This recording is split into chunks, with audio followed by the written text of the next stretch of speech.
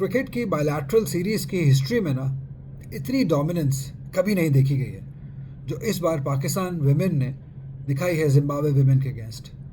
मैं ये बिल्कुल नहीं मानूंगा आप लोगों का आर्ग्यूमेंट कि जी बहुत वीकर अपोनेंट थी।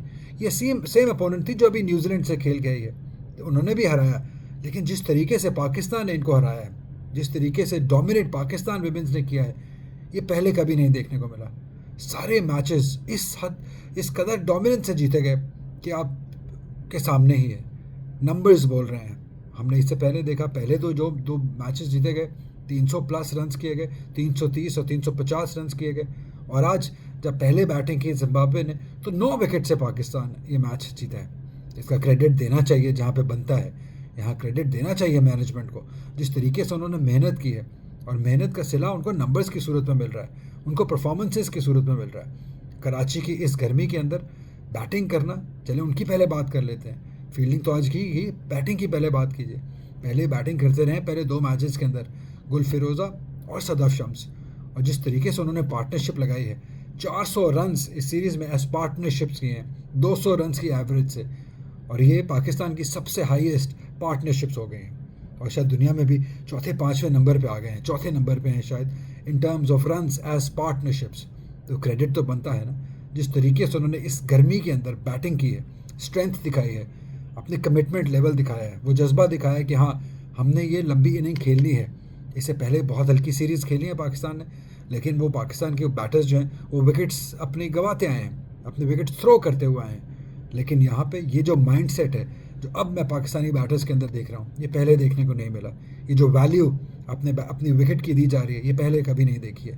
जो स्ट्रेंथ इन बैटर्स के अंदर अब देखी जा रही है, ये पहले नहीं देखी जा रही है। तो क्रेडिट तो देना बनता है ना, क्योंकि आपके सामने रिजल्ट्स आ रहे हैं। पाकिस्तान नंबर 2 पोजीशन पे आ गया आईसीसी चैम्पियनशिप में भी इस जीत के बाद। 6 में से 4 मैचेस वो जीते हैं। अर्ली डेज हैं बट स्टिल आप नंबर 2 पर आ गए हैं। उसके अलावा फास्टेस्ट सेंचुरी का रिकॉर्ड 2 दफ़ा तोड़ दिया, अपना ही रिकॉर्ड तोड़ दिया। इससे पहले 93 बॉल्स पे किया था गुल फिरोज़ा ने, आज 83 बॉल्स पे कर दिया। 3 मैचेस में 2 सेंचुरीज, 1 निस्फ सेंचुरी की, प्लेयर ऑफ द सीरीज़ करार पाई। लेकिन उतना ही अच्छा सदफ शम्स भी खेली, जो शायद मिस आउट कर गई थी पहले मैच में सेंचुरी, वो थोड़ा स्लोअर साइड पे थी, लेकिन 98 रन्स किए, उसके बाद सेंचुरी स्कोर की। आज भी बहुत शानदार इनिंग खेली। तो एज अ पेयर कॉम्प्लीमेंट किया एक दूसरे को, तो यही पाकिस्तान की कामयाबी का रास्ता। वो विकेट हासिल कर ही नहीं सके जिम्बाब्वे के बॉलर्स, जिस तरीके से उन्होंने बॉलिंग की और इन्होंने डोमिनेट किया।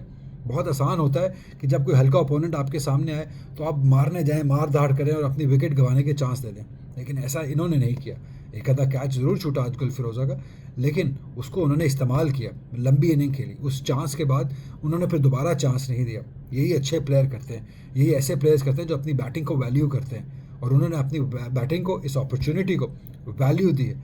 उनको अंदाज़ा था कि वो कमबैक करना है, अगर टीम के अंदर, इस पाकिस्तान टीम के अंदर जगह बनानी है तो आपको लंबी इनिंग खेलनी है, बड़े रन्स करने हैं। और ये बहुत शानदार तरीका है अपनी जगह लेने का, परफॉर्म करके।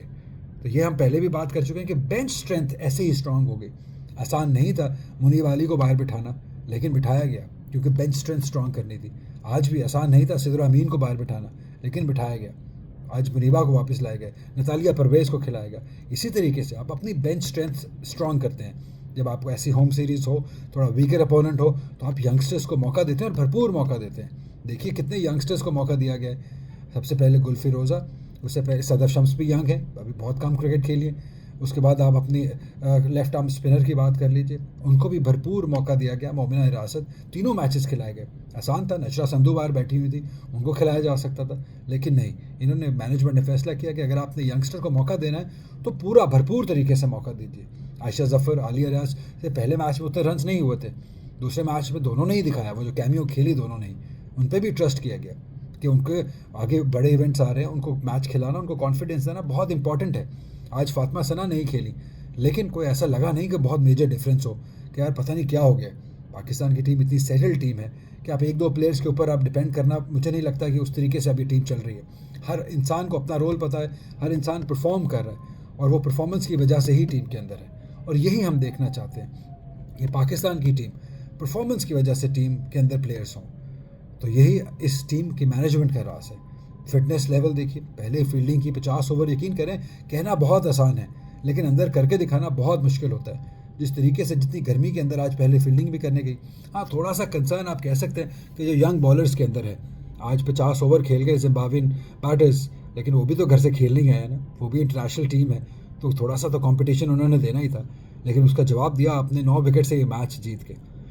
इस गर्मी के अंदर स्ट्रेंथ फिटनेस लेवल बहुत इंप्रूव है, इसमें और अभी इंप्रूवमेंट हो सकती है। मैं तो जो पहले हो रहा है उससे कंपेयर करने की बात कर रहा हूँ, जो पहले हमने देखा है वुमेंस क्रिकेट का हाल, मैं उससे कंपेयर कर रहा हूँ। तो ये सिलसिला ऐसे चलते रहना चाहिए, इसको रुकना नहीं चाहिए, क्योंकि ये चलता रहेगा, बात होती रहेगी, बेहतरी आती जाएगी, और बेहतरी आ रही है। और ये बेहतरी को मैं ऐसे अल्फाजों में नहीं बात कर रहा हूँ, नंबर्स बोल रहे हैं। पाकिस्तान की बिगेस्ट मार्जिन से आपने पहले मैच, सेकंड मैच में इनफैक्ट 206 रन से मैच जीते। ये पाकिस्तान का बिगेस्ट मार्जिन है किसी भी वुमेन्स ओडीआई के अंदर, जिस तरीके से उन्होंने मैचेस जीते। फातिमा सना ने 28 विकेट हासिल कर चुके हैं, वो शायद पहले या दूसरे नंबर पे हैं इस साल के अंदर T20 वनडे इंटरनेशनल्स में जिन्होंने सबसे ज़्यादा विकेट्स हासिल किए। तो हर बंदा हर अपने पोजीशन के ऊपर परफॉर्म कर रहा है, तो यही आप देखना चाहते हैं, परफॉर्मेंस बेहतरी आनी चाहिए, फिटनेस में बेहतरी आनी चाहिए, और वो हमें क्लियरली इन नंबर्स के साथ नज़र आ रहा है कि हाँ, परफॉर्मेंस से ही आप बोल रहे हैं। और बहुत अच्छा लगा, पाकिस्तान ने हल्का नहीं लिया, इजी नहीं लिया किसी भी मैच को, इंटेंसिटी इससे मतलब हल्की नहीं हुई। आज भी ऐसा ही लग रहा था कि मैच में वो सेम इंटेंसिटी है जैसे सीरीज़ ऑनलाइन हो या कोई बड़ा मैच ऑनलाइन हो, वही इंटेंसिटी थी, उसी तरीके से जोश था, वही एक मकसद था कि हाँ, हमने ये 3-0 जीतना है।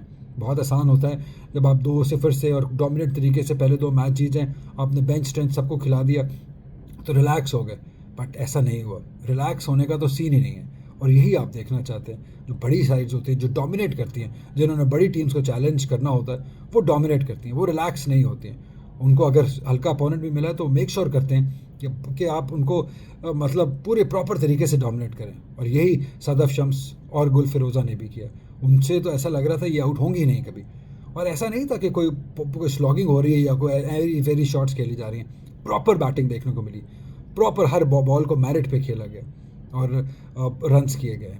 तो बहुत ही अच्छा लगा, बहुत मुबारक हो मैनेजमेंट को, वहाब रियाज को मुबारक हो, उनके साथ इमरान फरद को मुबारक हो, उमैद आसिफ को मुबारक हो, मोइन को मुबारक हो जो ट्रेनर हैं। इन सब ने बहुत मेहनत की है, बहुत ज़्यादा एफर्ट की है, तो तभी ये रिजल्ट्स आ रहे हैं। बस थोड़ा सा अगर बॉलिंग डिपार्टमेंट के अंदर और बेहतरी आ जाए, youngsters left arm spinner Abdul Rahman उनके साथ काम करें, बस थोड़ी सी बेहतरी की ज़रूरत है।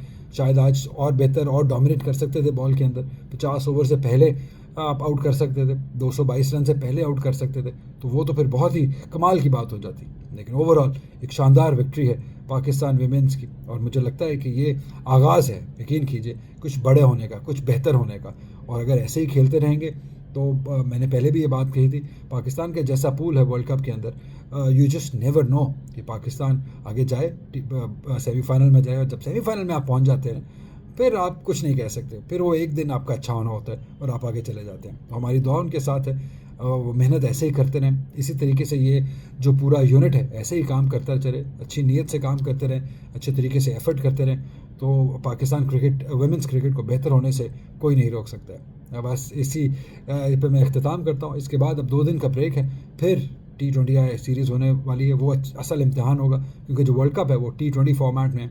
उसके अंदर भी आज टीम भी अनाउंस की गई, कुछ नए चेहरे हैं, अच्छा लगा उनको भी देख के। अंबर कायनात एक फास्ट बॉलर आई हैं, उनके ऊपर नज़रें रखनी होंगी कि वो कैसे बॉल करती हैं। इमान फातिमा हैं, इरम जावेद का भी कमबैक हो रहा है, तो वो भी देखने के काबिल होगा कि वो बड़ी क्रिकेट के अंदर कैसे कमबैक करती हैं, क्या उनका किस तरह क्या रोल होता है। तो will see and wait and see कि क्या होता है उस सीरीज़ के अंदर, क्योंकि इंपॉर्टेंट है। इसके बाद पाकिस्तान को आयरलैंड में जाके ट्राई नेशन खेल लिया, आयरलैंड और वेस्ट इंडीज़ से, उसके बाद साथ ही वर्ल्ड कप है। तो इम्पॉर्टेंट सीरीज़ है ये, अपनी फॉर्म गैदर करने के लिए, अपना कॉम्बिनेशन बेहतर करने के लिए, अपने प्लेइंग 11 बेहतर करने के लिए। मैं तो ये कहूँगा कि पाकिस्तान ने जिस कॉम्बिनेशन से वर्ल्ड कप खेला है, उसी कॉम्बिनेशन से आप ये सीरीज़ भी खेलिए। एक आधा चांस आप ले सकते हैं, एक आधे नए प्लेयर को डाल सकते हैं, बट मोस्टली 10 के 10 आपके वो होने चाहिए जिन्होंने वर्ल्ड कप खेला है। एक प्लेयर को आप इधर उधर कर सकते हैं, किसी नए को या किसी पुराने को दोबारा चांस देना है, तो that you can do, but otherwise आपको वही टीम खेलनी चाहिए, अभी से उस यूनिट को तैयार करना चाहिए जिन्होंने वर्ल्ड कप खेला है, सीरीज़ ट्राई नेशन भी नहीं, जिन्होंने वर्ल्ड कप खेला है। तो all the best to Pakistan women side, all the best to management. ऐसे ही करते रहिए मेहनत और ऐसे रिजल्ट्स लेते रहिए। Take care.